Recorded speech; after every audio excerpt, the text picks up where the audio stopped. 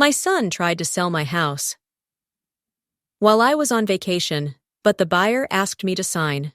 Hi everyone. Before we get into today's video, I need your help.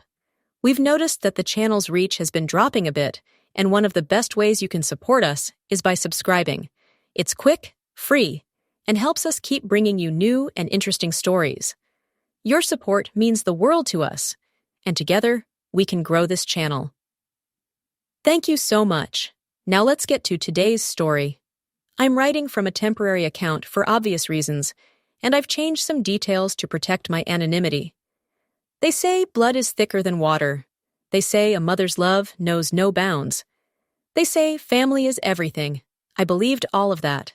I built my entire life on those beliefs, until the day I got a phone call that shattered everything I thought I knew about my son. My name is Margaret, and I'm 61 years old. I've lived in the same house for 33 years. Every room holds a memory. Every corner tells a story. The kitchen where I taught my son to make pancakes. The living room where we watched movies on rainy Sundays. The garden where my late husband planted roses the year before he died. This house isn't just property, it's the physical manifestation of my life, my love, my survival. And my son tried to sell it while I was on vacation. But I'm getting ahead of myself. Let me start at the beginning, when I still believed my son was the person I'd raised him to be. I was 28 when Daniel was born. His father, my husband Robert, held him with such tenderness that I cried. We were young, hopeful, building our future one paycheck at a time. Robert worked construction. I worked as a school secretary. We bought this house when Daniel was 2, a modest 3-bedroom ranch that needed work but had good bones. We were happy. Not wealthy, not glamorous, but genuinely happy. Robert died when Daniel was 15, a scaffolding accident. One moment he was alive, building someone else's dream home. The next moment he was gone, and I was alone with a teenage son and a mortgage I could barely afford. I could have sold the house then. It would have been easier.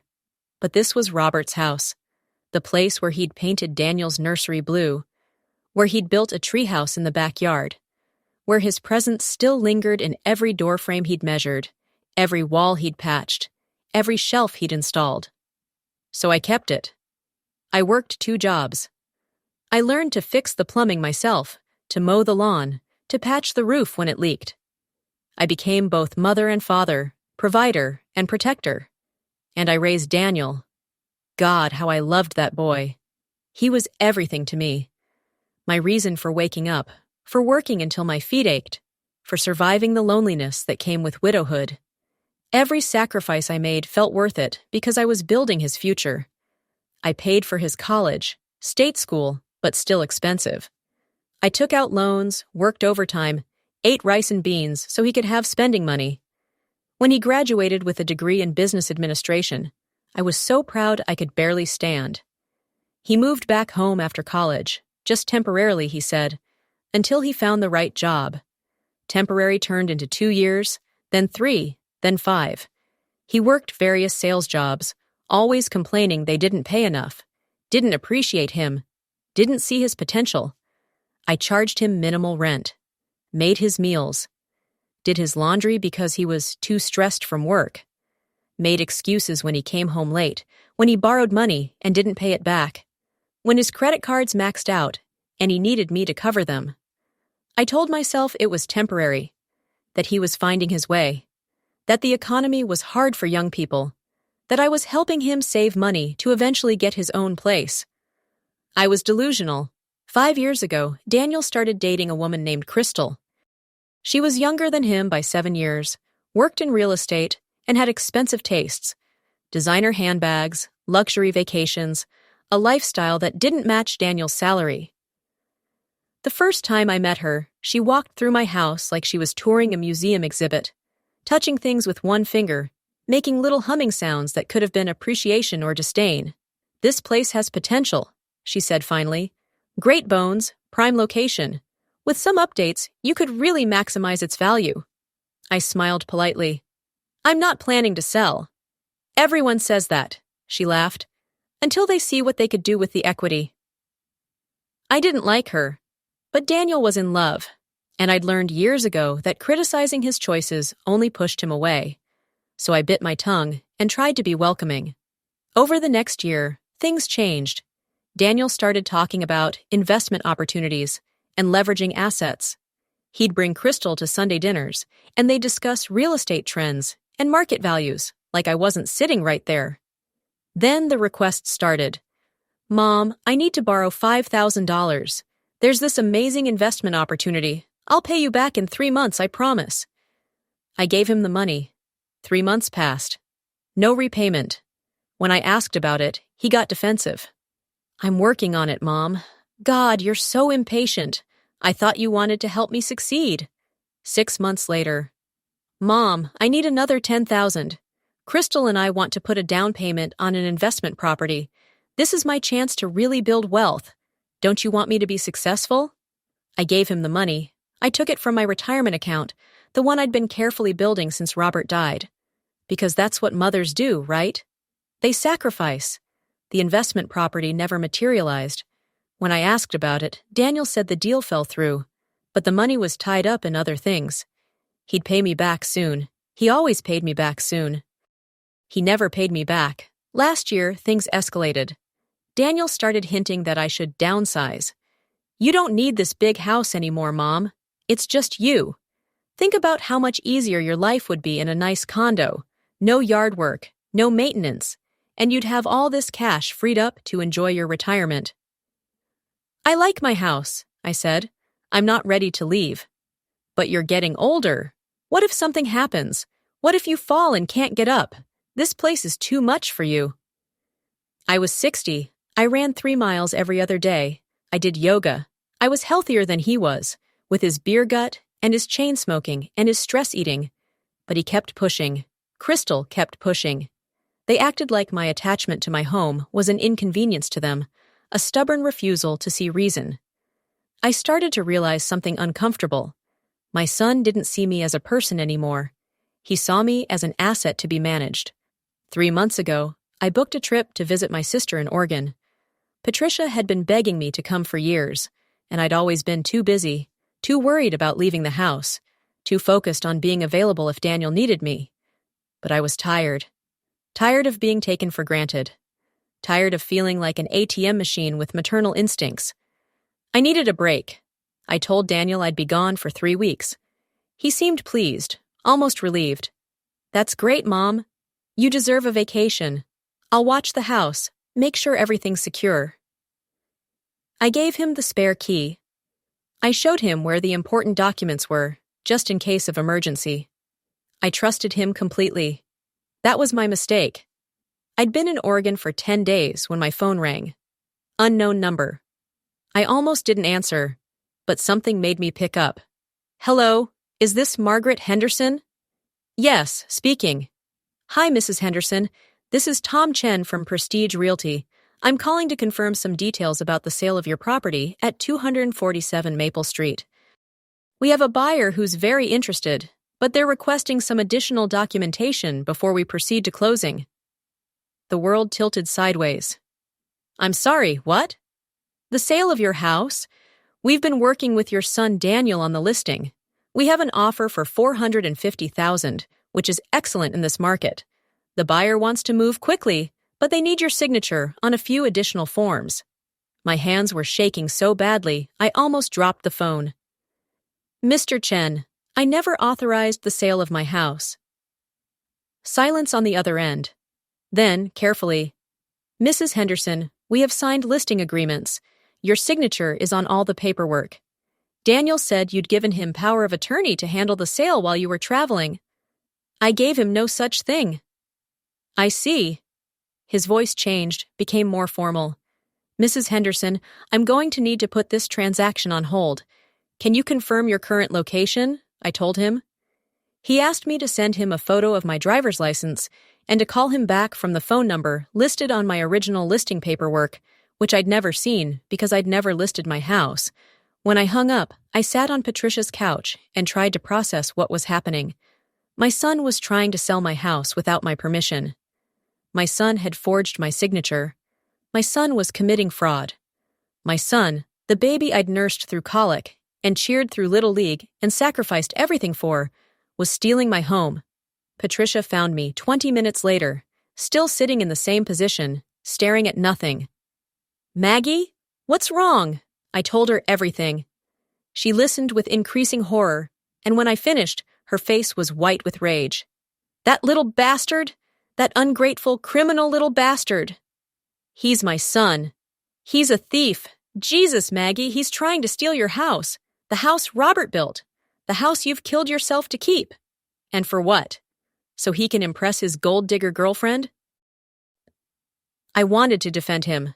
The instinct was automatic, decades deep, but I couldn't find the words. "What are you going to do?" Patricia asked. "I don't know." "You need to come home, right now. You need to stop this." "If I come home now, he'll know I found out. He'll cover his tracks." Patricia stared at me. "What are you saying?" "I'm saying maybe I want to see how far he'll go. Maybe I want to catch him in the act." "Maggie." "Maybe I need to know if my son will actually go through with stealing my home, or if somewhere in there, there's still a shred of the boy I raised." It was a test, I suppose. A terrible, painful test. But I needed to know the truth. I called Tom Chen back from Patricia's landline. He was professional, but clearly uncomfortable. "Mrs. Henderson, I need to be completely honest with you. This situation is extremely serious. If your signature was forged, that's fraud. I need to report this to my broker, and they'll likely contact the police." "I understand," I said, "but I need you to do me a favor first. I need you to play along for a few more days. I can't participate in fraud." "You won't be. You'll be helping me gather evidence. Tell my son that you need additional documentation from me personally. Tell him the buyer is requesting a video call to confirm the sale terms. Set it up for 5 days from now. Tell him I'm traveling internationally, and that's the soonest I can make it work. Mrs. Henderson, I really think you should just come home and confront him." "Please," I said. "I need to know how deep this goes. I need to know if he'll really go through with it, or if he'll back out when he realizes he can't fake my participation any longer." Tom was quiet for a long moment. 5 days. That's all I'm giving you. After that, I'm reporting this regardless of what you want." "That's fair." "And Mrs. Henderson? I'm sorry, I really am. No parent should have to go through this." Those 5 days were the longest of my life. I stayed in Oregon, but I couldn't eat, couldn't sleep. I kept imagining Daniel in my house, going through my things, calculating what he could take, planning his future with money stolen from my past. Patricia wanted me to call him, to scream at him, to threaten him with police. But I didn't. I needed to see this through. On the 3rd day, my phone buzzed with a text from Daniel. "Hey, Mom, hope you're having fun. Just FYI, I had to deal with some minor house stuff while you've been gone. Nothing to worry about. Love you." The casualness of it made me want to vomit. He was laying groundwork, creating a narrative where he was the helpful son dealing with house issues. Plausible deniability. I texted back, "Thanks, honey. Everything okay?" "All good. Enjoy your vacation."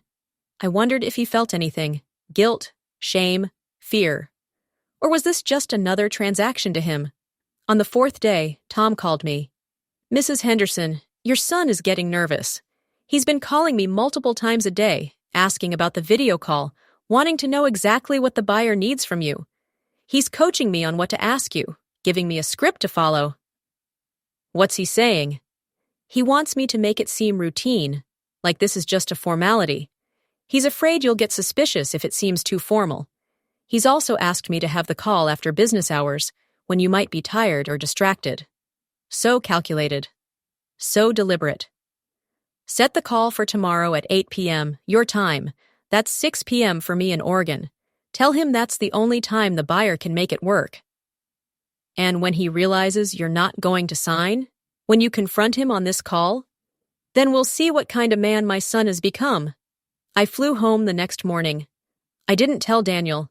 I didn't tell anyone except Patricia, who drove me to the airport and hugged me so tight I could barely breathe. "You're doing the right thing," she said. "Then why does it feel so wrong?" "Because you're a good mother." "But Maggie, he's not a good son. Not anymore. Maybe he never was. I arrived home at 3 p.m. Daniel's car wasn't in the driveway. I used my key and let myself into my own house, and immediately something felt off. Things had been moved, not obviously, but I knew this house like I knew my own body. The couch was pushed back slightly, the rug was crooked, cabinet doors in the kitchen were open a crack. I walked through every room, and the wrongness grew. My bedroom had been entered, my closet had been rifled through, papers on my desk had been disturbed. In the spare room, I found what I was looking for. Boxes. 4 large boxes, packed and labeled. Mom's stuff. Storage. My hands shook as I opened them. Photos. Robert's things. My mother's jewelry. Books. Keepsakes. Everything personal. Everything meaningful. Packed away like garbage. He'd already started erasing me from my own home. In Daniel's old bedroom, the one he'd been using since he moved back in, I found more. Printouts of real estate listings, floor plans, a folder labeled New Place, with information about a luxury townhouse downtown. 3 bedrooms, 2.5 baths, starting at $500,000. He'd already picked out where he was going to live with my money. I found his laptop on the desk. He hadn't even bothered to close it.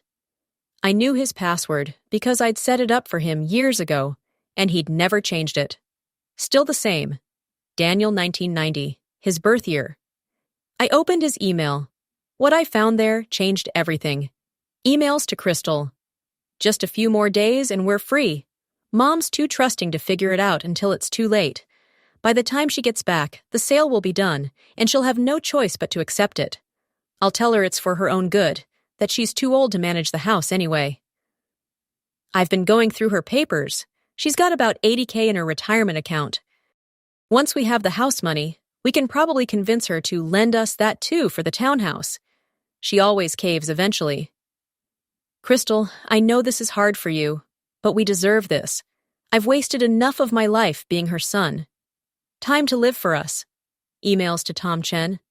Tom, it's crucial that you don't give my mother too many details on this call. Keep it simple. Just have her verbally confirm she wants to sell and that she authorizes me to handle the details. I'll take care of getting her actual signature later when she's back. If she seems hesitant, remind her that the market is hot right now and we might not get another offer this good. Apply a little pressure. She responds well to that. Emails to the buyer. Mr. Walsh, I apologize for the delay. My mother is elderly and sometimes gets confused about things she's agreed to. I have her full authorization to sell, but she likes to feel involved in the process. The video call is just to make her feel important. After that, we can move forward quickly. I read every email, every text message, every document. My son hadn't just betrayed me. He'd strategized my betrayal, plotted it, discussed it with his girlfriend like it was a business plan. And the worst part? The absolute worst part? He'd convinced himself he deserved it, that I owed him this, that taking my home wasn't theft, it was just accelerating his inevitable inheritance. At 5:45 p.m., I heard Daniel's car in the driveway. I was sitting in the living room, in the dark, waiting. He walked in, whistling. Actually, whistling. He tossed his keys on the table, went to the kitchen, grabbed a beer from the fridge. My fridge, in my house. I turned on the lamp. He screamed. Actually screamed, dropped his beer, stumbled backward. Jesus Christ, Mom, what are you doing here? I live here, I said calmly. The question is, what are you doing here? His face went through rapid changes, shock, fear. Then, quickly, a smile. A fake smile, the kind salespeople use. I thought you weren't coming back until next week. Plans changed. Well, welcome home. I've been taking good care of everything. House is all secure, no problems at all. I just looked at him. His smile wavered. What? You have a phone call in 10 minutes, Daniel, with Tom Chen, and a buyer, remember? All the blood drained from his face. What are you talking about? Don't, I said quietly. Don't insult me by lying. I know everything. Tom called me 10 days ago. I've read your emails. I've seen your plans. I know exactly what you've been doing. He opened his mouth, closed it, opened it again. For once in his life, he had nothing to say. How could you? I whispered, and my voice broke. How could you do this to me? Mom. I gave you everything, everything. I worked myself to exhaustion for you. I sacrificed my entire life to give you opportunities I never had. And this is how you repay me? By stealing my home? I wasn't stealing. Then what were you doing? I was standing now, shaking. Tell me, Daniel, what do you call forging someone's signature and selling their house without permission? What do you call that? I was helping you. You're too old to deal with this place. You're too stubborn to see that you need to downsize. I was doing this for your own good. For my own good? Or for yours? For the luxury townhouse you and Crystal picked out? For the lifestyle you think you deserve, funded by my home and my retirement? He had the grace to look away. I read your emails, Daniel. All of them. I know what you think of me. Too trusting. Always caves eventually. Elderly and confused. That's how you see me? Your mother, who raised you alone, who sacrificed everything? I'm just an obstacle to your dreams? You don't understand the pressure I'm under, he said, and his voice turned whiny. Crystal expects things. Her friends all have nice places, nice cars. I'm 38 years old, and I'm still living with my mother. Do you know how that feels? Do you know how it feels? I said slowly. To discover your only child is willing to make you homeless for a townhouse? I wasn't going to make you homeless. I was going to help you find a nice apartment. With what money, Daniel? After you stole my house and my retirement? What was I supposed to live on? He didn't have an answer. My phone rang. Tom Chen, right on time. I answered on speaker. Tom. Mrs. Henderson, I have Mr. Walsh on the line. Are you ready to proceed? Actually, I said, looking directly at Daniel, I need to report a fraud attempt. My son has been trying to sell my house using forged documents. I'd like you to contact the authorities. Mom, no. Daniel lunged for the phone, but I pulled away. I've documented everything, I continued. Emails, text messages, the forged signatures. I'll be pressing charges. Mrs. Henderson, Tom said carefully, are you certain? This is your son. I'm aware of who he is, and I'm aware that what he's done is a crime. A serious crime. Daniel was staring at me with something like horror. You're going to send me to jail? Your own son? You were going to steal my house, my home, the place your father built, the place where I raised you, where I've lived for 33 years, and you were going to take it from me without a second thought. I made a mistake. I got desperate. Crystal kept pushing, and I thought you'd eventually understand. I understand perfectly. I understand that you see me as an ATM, that you've never valued anything I've done for you, that you think you're entitled to everything I've worked for. That's not true. Then prove it. Tell me one time, in the last 10 years, that you've done something for me without expecting something in return. One time you've said thank you and meant it. One time you've put my needs before yours. He couldn't. He stood there, my grown son, and he couldn't think of a single example. Tom, I said into the phone, please proceed with contacting the authorities. I'll come down to the station tomorrow to give a full statement. Mom, please, Daniel begged. Don't do this. I'll leave. I'll move out. Crystal and I will figure something else out. Just don't send me to jail. You should have thought about that before you committed fraud. I'm your son. And this is my house, my life, my choice. The next few weeks were a nightmare. Police reports, lawyers, Daniel alternating between rage and begging, threats and apologies. Crystal disappeared, suddenly too busy to support her boyfriend facing felony charges. My friends were horrified. My neighbors gossiped. Some people told me I was being too harsh, that family should forgive family. But they didn't know what I knew. They hadn't read those emails. They hadn't seen how calculated it was, how cold. How utterly without remorse until he got caught. The DA offered Daniel a plea deal. Probation, restitution, community service. No jail time if he pled guilty and paid back the money he'd borrowed from me over the years. My lawyer asked what I wanted. I thought about it for a long time. I thought about the little boy who used to crawl into my lap when he had nightmares. The teenager who cried on my shoulder when his father died. The young man who'd once told me I was his hero. And then I thought about the man who'd packed my memories into boxes labeled storage, who discussed stealing my home like it was a minor inconvenience to overcome, who'd seen my trust as a weakness to exploit. I want him to take the deal, I said finally, but I want full restitution, and I want a restraining order. He's not welcome in my home anymore. Are you sure? I'm sure. Daniel took the deal. He moved into a cheap apartment across town. Crystal left him 2 weeks later, apparently discovering that a boyfriend with a criminal record and no money wasn't as attractive as she'd thought. He tried to contact me a few times. Letters, mostly. Some apologizing, some angry, some trying to explain that he'd just made a mistake and I was overreacting. I didn't respond to any of them.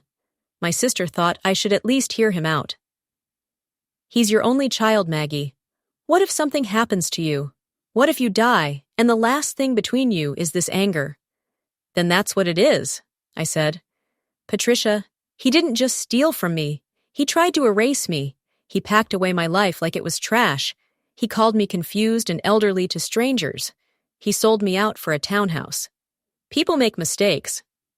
This wasn't a mistake. Mistakes are accidental. This was calculated, deliberate, sustained. For weeks, he got up every morning and chose to betray me. Every email, every lie, every forged signature was a choice. But he's your son. And I'm a person. A person who deserves to be treated with basic respect and honesty. Being a mother doesn't mean I have to accept abuse. She couldn't argue with that. It's been 8 months now. Daniel sends me a check every month for $500, part of his restitution agreement. I deposit them without comment. He sent me a card on my birthday. I didn't open it. He left a voicemail on Christmas. I deleted it. I know some people think I'm cold, that a real mother would forgive, that family is supposed to stick together no matter what. But those people didn't live through what I lived through. They didn't feel the betrayal, the violation, the absolute destruction of trust that comes with discovering your child is willing to destroy you for profit. I loved my son. I loved him more than anything in the world. I would have died for him without hesitation. But he didn't want my life. He wanted my house. And the hard truth is this. You can't have a relationship with someone who sees you as an obstacle to overcome, as resources to extract, as someone whose value is measured only in what you can provide. I spent 38 years being Daniel's mother. I gave him everything I had. I sacrificed, I supported, I enabled, I forgave. And it still wasn't enough. It would never have been enough. Because the problem wasn't that I didn't give enough. The problem was that he always wanted more. Last month, I did something I never thought I'd do. I changed my will. Everything goes to charity now. The house, what's left of my retirement, my savings, all of it will go to organizations that help single mothers, that support children who've lost parents, that fund education for kids who can't afford it. People like me, who struggled and sacrificed and built something from nothing. People who understand that homes aren't just assets. They're sanctuaries. They're history. They're the physical embodiment of love and effort and survival. My lawyer asked if I was sure. What about Daniel? What if he changes? What if he truly regrets what he did? Then he can build his own life, I said. The way I did, the way his father did, the way people do when they don't have someone else's resources to steal. He'll be devastated. He was willing to devastate me. Turnabout is fair play. I still live in my house. I've redecorated, made it more mine, and less about the memories of who used to live here with me. I've started traveling more, using the money I would have given to Daniel on myself instead. I've joined a book club. I've taken up painting.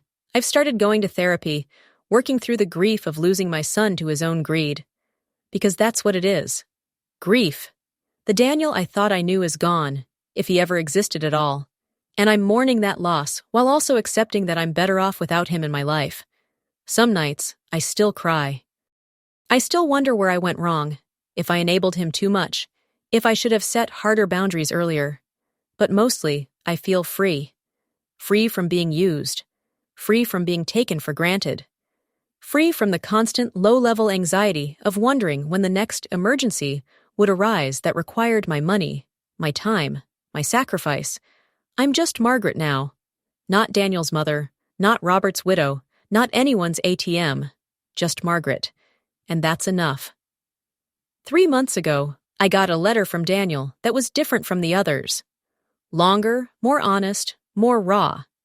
He wrote about hitting rock bottom, about losing Crystal, his apartment, his self-respect, about finally understanding what he'd done to me.